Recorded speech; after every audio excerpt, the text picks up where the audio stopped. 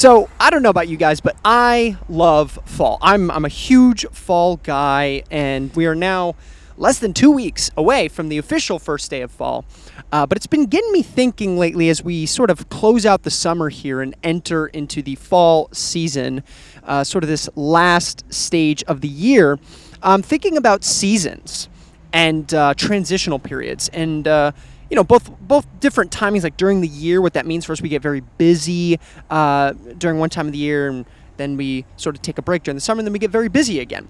And fall is a great time of the year. It's also a very busy time of year. Some people are starting a new semester of school, or at work you've got more to do.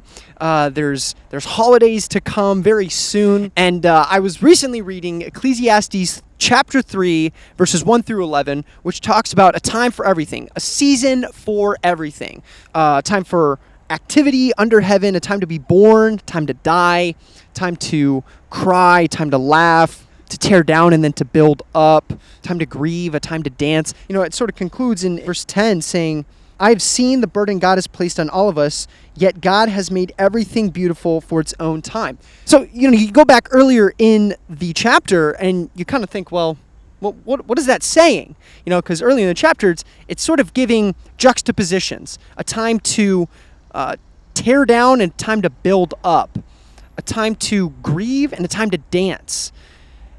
And it's saying there, later in chapter 10 that Jesus says all these things are beautiful. Well, hold on a second. Tearing down doesn't sound like a beautiful thing.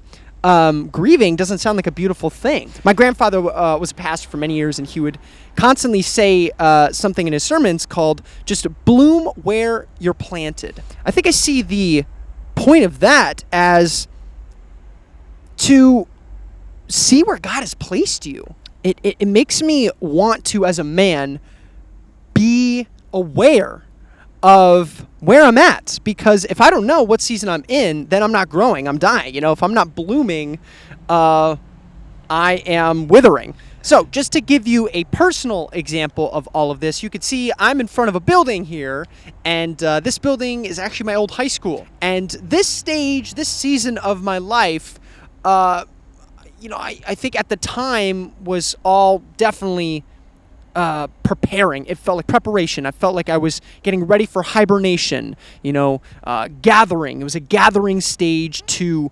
for the future. If you're like a senior in high school right now, don't think so much about this stage of your life being just about preparation or gathering or, looking ahead, because you're in a season right now of opportunity. And, yes, you do need to make plans and prepare, but don't let that be your priority. Don't let that be the main focus, because God has a purpose for your placement in this season right now as a senior in high school or as a freshman in college. And, using this opportunity in this season to see how you can bloom where you've been planted is essential to the development of your faith and manhood. So, gentlemen, let that be an encouragement for you here today. You're starting a new season, right now in the calendar year, but where are you at spiritually in the seasons of your life? What stage are you currently at? Are you starting a new one? Are you wrestling through a difficult one?